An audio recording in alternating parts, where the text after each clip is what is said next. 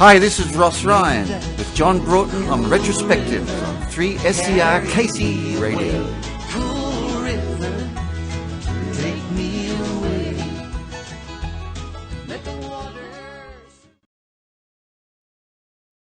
Now, congratulations on your first album in such a long time. This would have to be your first album of new material in the CD era, wouldn't it?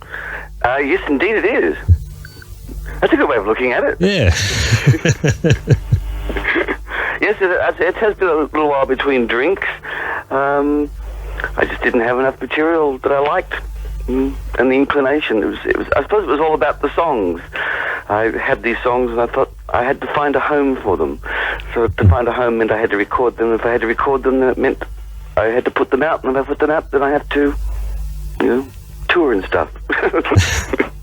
Be visible again. Yeah.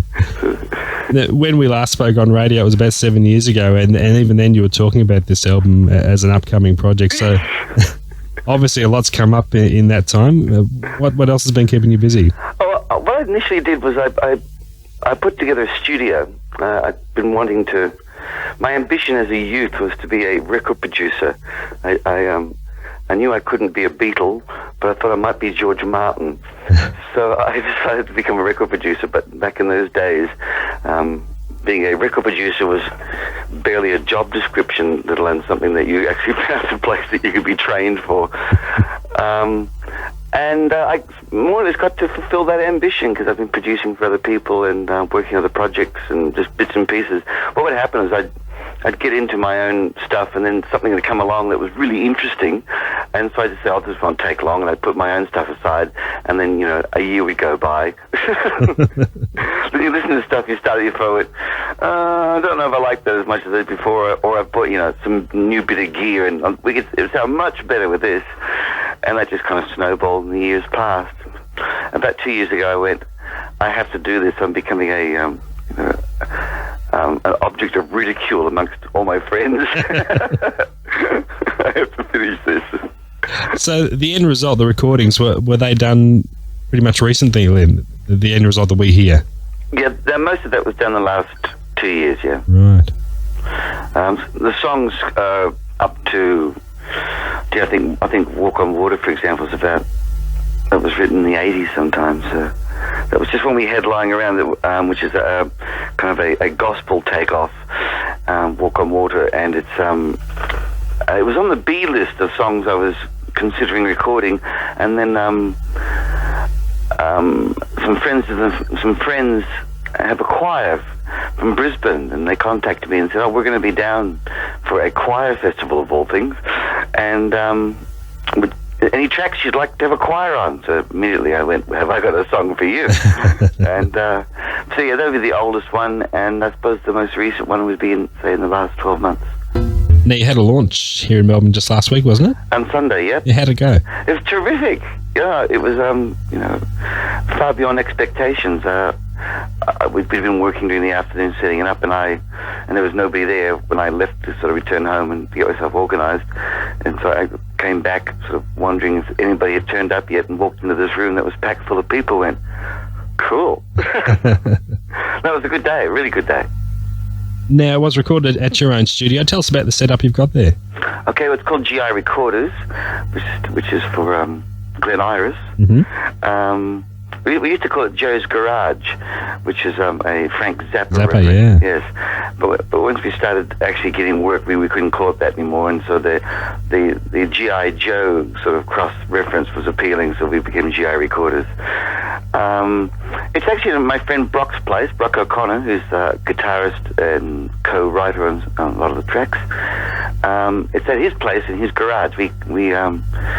He's renting a place not far from where I live, and by chance, and so we converted that about 10 years ago into a studio, and that's where we did it. I guess having that studio available to you at any time gives you a great luxury of being able to take your time with it, which you certainly did. Yes, absolutely. Yes, it's nothing like unlimited studio time to let you get nitpicky. Yes.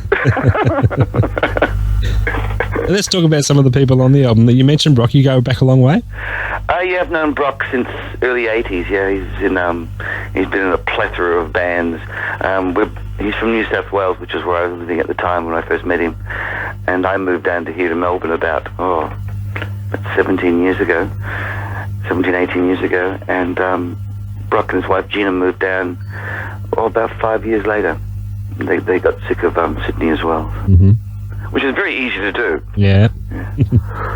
Jojo Leslie is another one that pops up a few times. What can you tell about her? Well, I met Jojo through a guy I was recording. One of the first projects I did, one of the first distractions I had was I did an album for a country guy named Dale Jr. And while we were working on his, he got Jojo in to do some vocals and stuff, and we sort of hit it off. She's a really good writer and a great singer, and we've done bits and pieces for a while, and I suppose this is the first real thing that we did together. And in fact, I only got her in to do one small thing, and it just sounded great, and I just kept adding, different verses and different songs, and so she's all over the place, but she's a good mate. We're going to do some duo stuff at some stage during the year, we hope. And of course, some old friends of ours here at the station, Mike and Bill, chipped in as well. Yes. Well, also, that was another one of those projects that distracted me. Was the when I first went digital, when I started using computers to record instead of tape. They were my first project, and I knew that they hadn't had an album out for ages, so I volunteered to do an album for them for nothing if they didn't mind the fact that we could do a week's work and I could turn to them and say, I just erased it all. My mistake. Or can we stop here for 3 hours while I consult a manual? So they were my guinea pigs, and as a result they got the Spill album out of it, which actually turned out to be a terrific album. Yeah. Bill actually blames you for putting him back onto the bass again. He'd put it down for so many years. Yes, there's quite a few projects that I got him to come in just to play bass on, not just my stuff, but when I was working on other people's things, and he became our session bass player for a while. But yes, he does claim that I put him back into bass, so I'm quite pleased to have that. Bill Putt not playing bass just ain't worth it. Yeah, we all thank you for that. And Mike played harp and sang on one of the tracks, a country song called "Look Out for the Ricochet," which is the kind of the redneck song that's on the album. But did you have specific people in mind for specific jobs with this record, or was pretty much what fell into place? Pretty much what fell into place. I knew I wanted to use certain people, just because. I just wanted them. I'd sort of been part of their projects, and it was nice to get them to help me out. But I certainly had lots of offers for stuff, and like I said, it became this legendary album in the end. And it was like, no one wanted to be left off. So it's cast of thousands. No, it was more or less like there's people I wanted to use, but they all got used in the right place. There's a really nice country feel on some of the tracks too. Have you always had that fondness for that rootsy sound? Pretty much. I've been asked that question quite a lot since it's come out. People going, "Oh, you've gone kind of country-ish," but I mean, things like the two songs I'm best known for are Pegasus and Blue Chevrolet, and both of those songs, Pegasus has got mandolin on it. Admittedly, there's also an orchestra on it, which takes the country vibe away a bit, but yeah. And Blue Chevrolet was full of fiddles and banjos and things. That's right. I've always had a leaning towards the actual sounds, and even on this album there's a lot of country instruments, but they aren't necessarily country songs, even though there's at least two that are out and out blatant country songs. In fact, one of the sessions, the guy who came in and played pedal steel and dobro on a song called The Only Show in Town, he started to put some stuff down, and I stopped him and said, no, I don't want any country licks. Not one country lick. I want straight playing. And he said, okay. So yeah, that was. I didn't want it to sound overtly country, but I do like those instruments. I must admit, having worked with lots of country players, I had a connection with Tamworth for a number of years. In fact, today I never released an album with Paul Wookey. I don't know if you know Paul Wookey. Yes. Melbourne dude. I think he's now living in Euroa, but we did an album up there, and I just met all these amazing players that sort of in the area, including a guy named Andrew Clermont, who plays quite a lot on this album, like all the fiddle, mandolin, and 12-string guitars. That's Andrew. Amazing player. He has these ginormous hands, and you just wonder how this guy can just play a mandolin just so masterfully. It has such blistering speed, you know. He's a real virtuoso. And he's sort of perpetually touring, and he'd always give me a hoy from his mobile phone when he was in the area. And if I had any work, so I said, "Yep, got some stuff. Come on in." So. Now, I mean, what could be looked at as an inspired piece of marketing is the great list of the immortal, which I'm proud to be on. Yes, indeed you are. What inspired the idea? That's something I heard. Todd Rundgren in the 70s had an album out, and being an album, in the sleeve that the album came in, there was a coupon that you cut out, and it was the same deal. If you send this coupon in to us, you'll get a credit on the next album, which I think was a live album. I can't remember which one this came from or what was the subsequent one, but it really just tickled my fancy. I always remembered that. I just thought, what a great idea.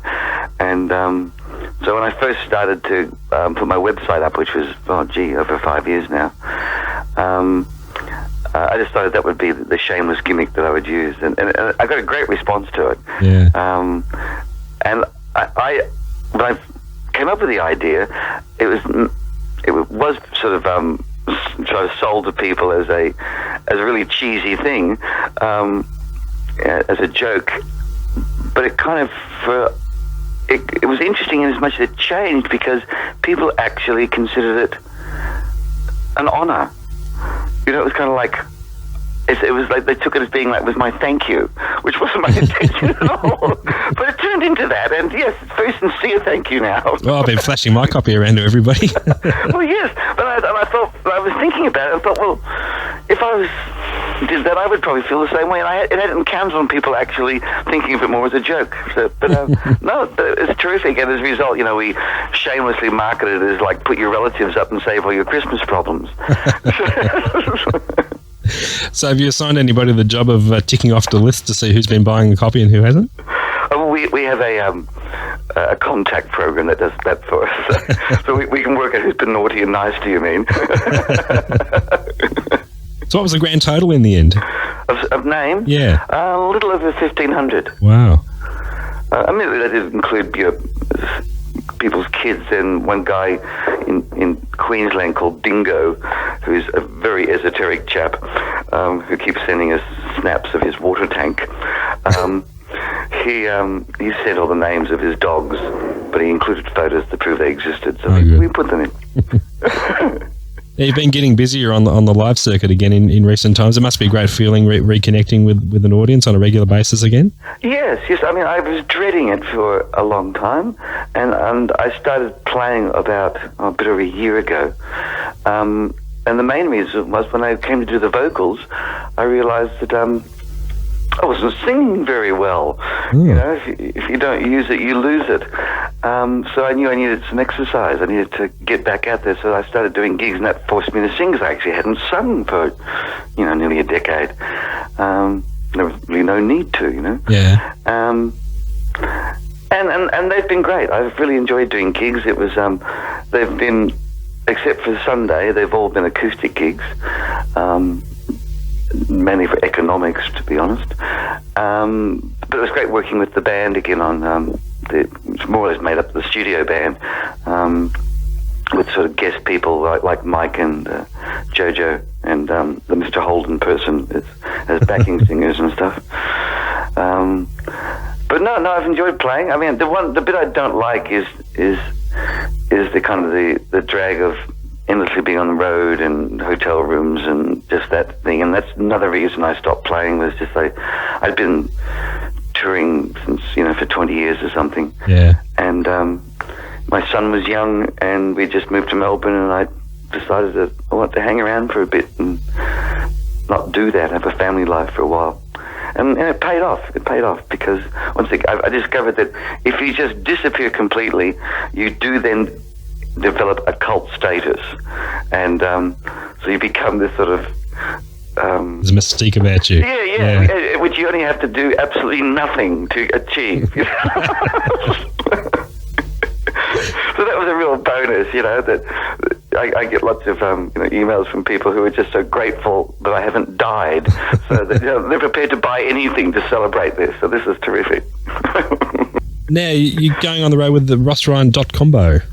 I don't know how much on the roading we'll do. Once again, for economics, taking a band out is really expensive. Yeah.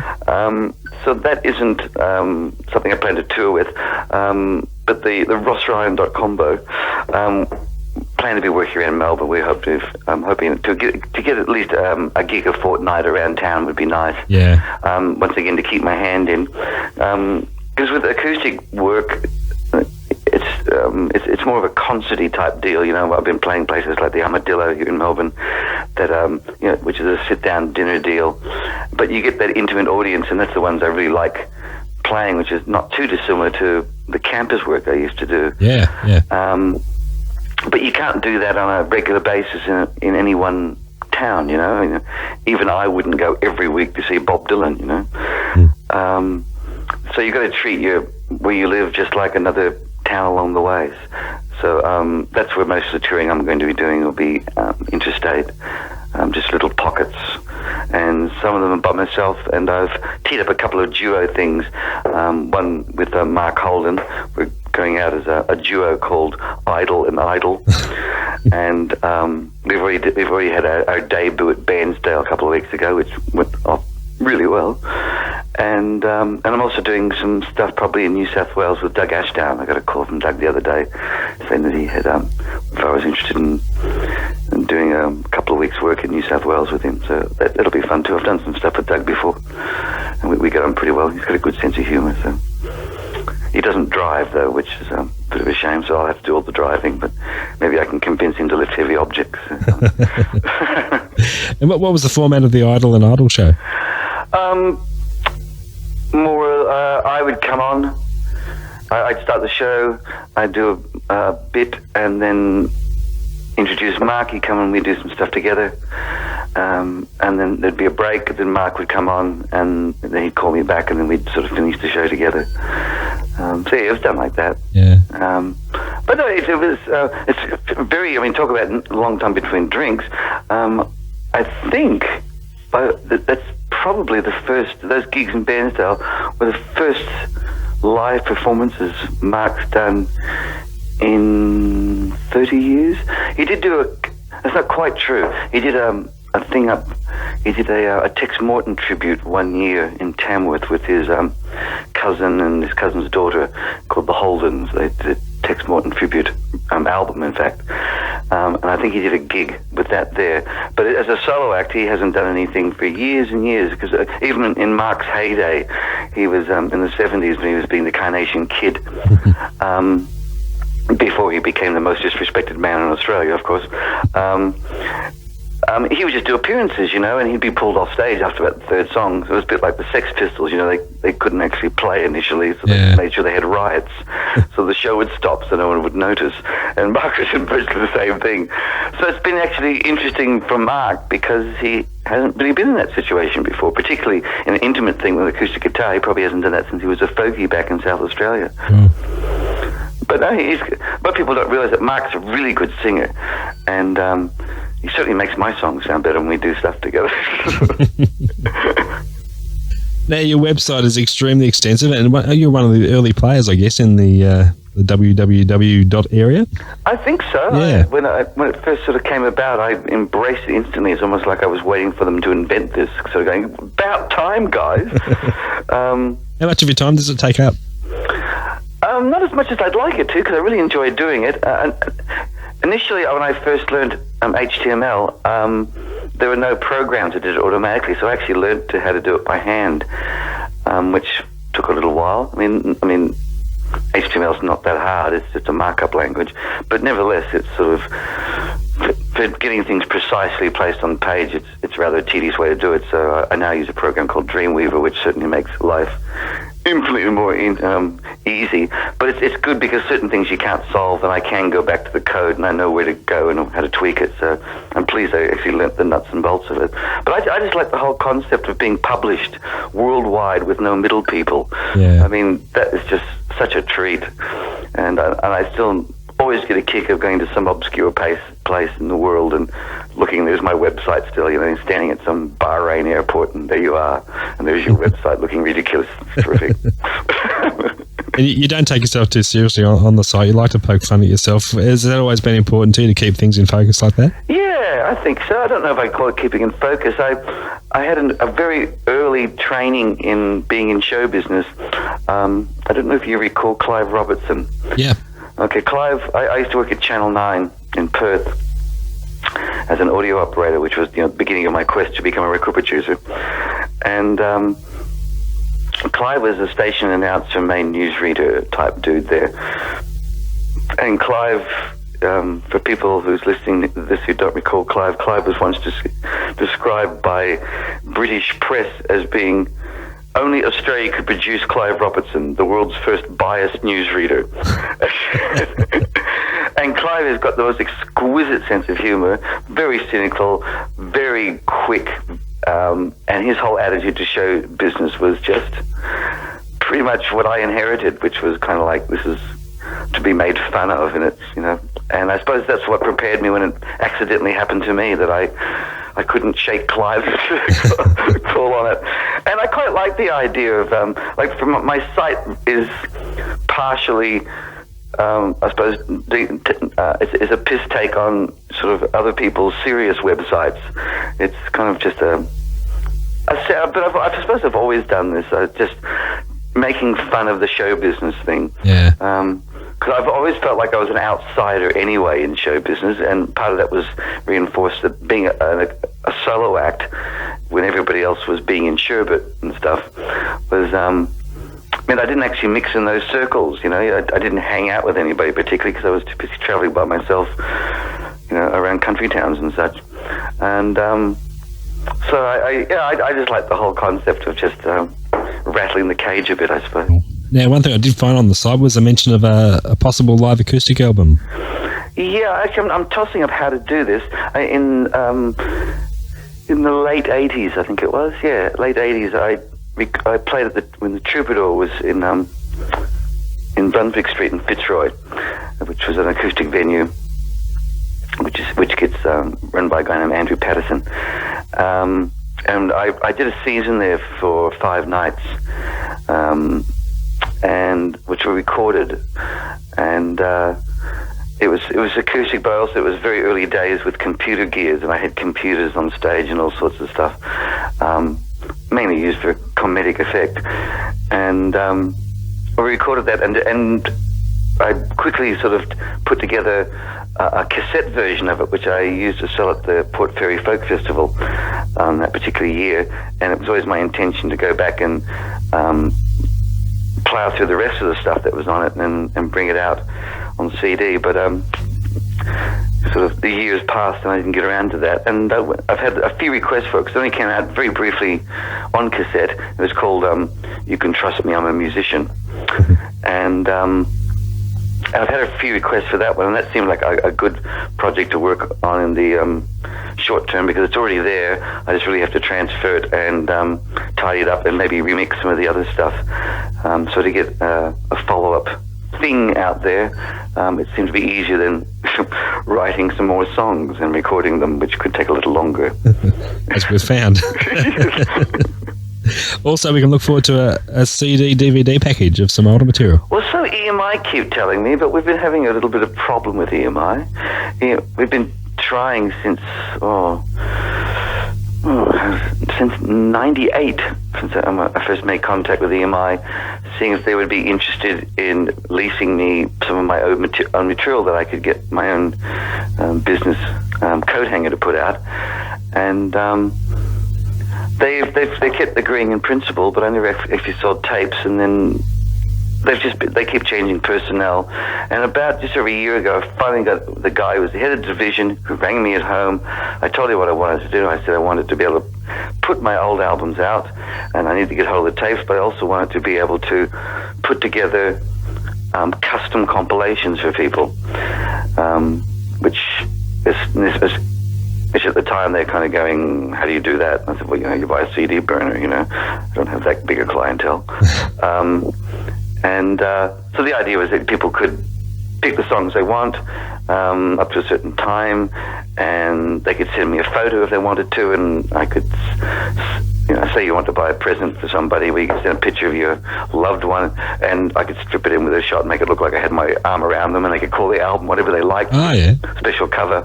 And it would cost a bit more, but it would be a bonus thing. And it was more one of those kind of things, because it existed rather than I expect a lot of people wanting to do it. And EMI said they had no problem with doing that, blah, blah, blah.